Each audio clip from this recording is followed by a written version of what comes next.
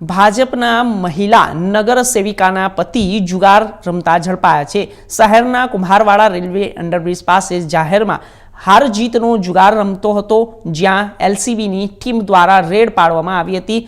Red દરમિયાન કુલ 6 ઈસમોને જુગાર રમતા પકડી પાડવામાં આવ્યા હતા, જેમાં ભાજપના મહિલા નગર સેવિકાના પતિ મહેશભાઈ માધાભાઈ ગોહિલ પણ સામેલ છે।